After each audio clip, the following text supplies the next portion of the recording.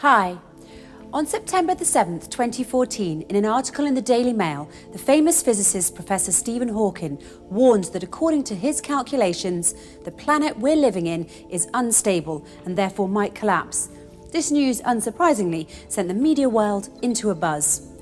Dr. Joseph Licken, a theoretical physicist at the University of Chicago, confirmed Professor Hawking's findings when he said, if you use all the physics that we know now and you do what you think is a straightforward calculation, it is bad news, and it may be that the universe we live in is inherently unstable.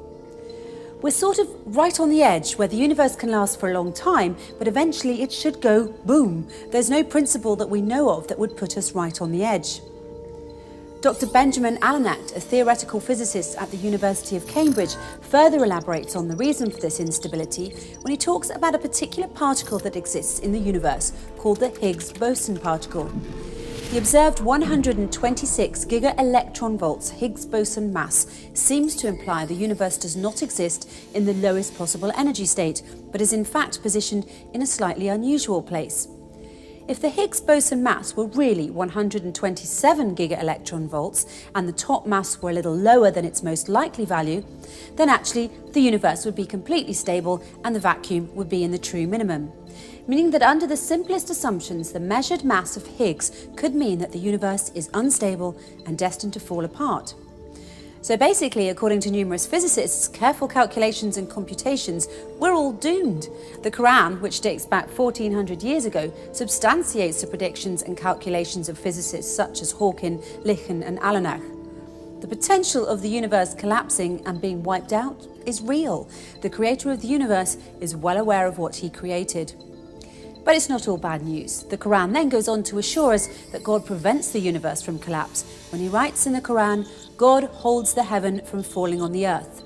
Furthermore, the Quran states that God prevents the universe from being wiped out. God holds the heavens and the earth lest they are wiped out. So what will the end of the world look like exactly, and what part do the Higgs boson particles play in all this? In 1960, the British scientist Peter Higgs predicted the existence of tiny particles that we cannot see, but that are, in fact, in us and all around us. These particles are responsible for giving objects their mass and explain why particles have the mass that they do. Without Higgs boson, you and I and everything we see around us would have no mass and therefore would not be able to exist. The other physicists at that time also agreed with Mr. Higgs that this particle exists, as he had sound calculations to prove his theory, and they called these subatomic particles Higgs particles, after Peter Higgs. On March the 14th, 2013, about half a century after it was first predicted, scientists at CERN, the European Organisation for Nuclear Research, tentatively confirmed they have found the Higgs boson particle, and the Nobel Prize in Physics was subsequently awarded jointly to Peter Higgs and his colleague François Englert. In order to discover the subatomic Higgs particle, CERN had built a Large Hadron Collider at the cost of about $10 billion to simulate the conditions of the formation of the universe. In 1993, a group of British physicists went to the UK Science Minister at the time, William Waldegrave, to ask if he could help fund the building of the Large Hadron Collider in order to help prove the existence of the Higgs particle. Having no clue what they were talking about, Mr. Waldegrave announced he would award a vintage bottle of champagne to the physicist who came up with the best way to explain the Higgs field and the Higgs boson to the general public. And it was Professor David Miller who took home the prize with his famous analogy. Imagine a cocktail party of political party workers who are uniformly distributed across the floor, all talking to their nearest neighbours.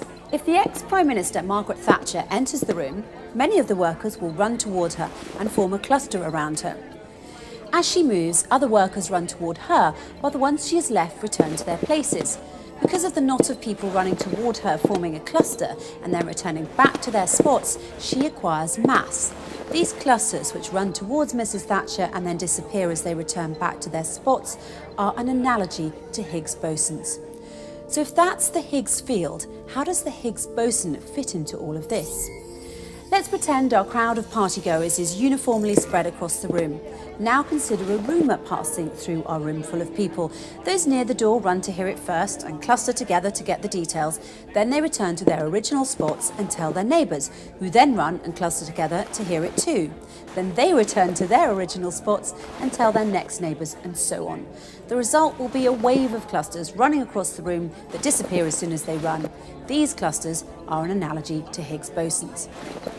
So to summarise, Higgs boson is an elusive subatomic particle that we can't see, but can see how it gives particles substance or mass. It's essentially what gives shape, size and mass to everything that exists. But the problem is that the Higgs particle that the LHC had found possesses a mass of approximately 126 giga-electron volts, and this has made physicists rather nervous because they believe it should be 127. According to physicists such as Stephen Hawking, Joseph Litton and Benjamin Allanach, this discrepancy could very well mean the collapse of the universe and everything in it, including you and I, as everything will become massless. And they are not alone in their assertions. In fact, the Quran also swears that this will take place when the world ends, when it says, "It is the day when people will be like scattered moths, and the mountains shall be as loosened wool." People like moths and mountains like wool sounds like mass loss to me. But there's something else too. In chapter 81 of the Quran, a chapter where God describes in detail the events of the end of the world, there are two particular verses that are of great interest to us and what we've just learned. "So verily I, God, swear by clusters you can't see, as soon as they run, they disappear." That's the English translation, but the words used in the original Arabic are more nuanced than a translation can express. Three words in particular that are used in this verse are khunes and al-jawari al-kunes. Khunes refers to something invisible, and al-jawari means something that is running. Al-kunes refers to something that disappears and returns back to its original spot. So if you put the three words together, we're talking about invisible clusters that run and that disappear almost as soon as they appear. Almost as soon as they start running, they stop and disappear. So what are these clusters that the Quran is describing? They're none other than the infamous and elusive Higgs boson particles, which explains why the end of the universe will come about not due to volcanic activity, meteor showers, or an asteroid hitting the Earth, as NASA claims. The universe will end due to mass loss.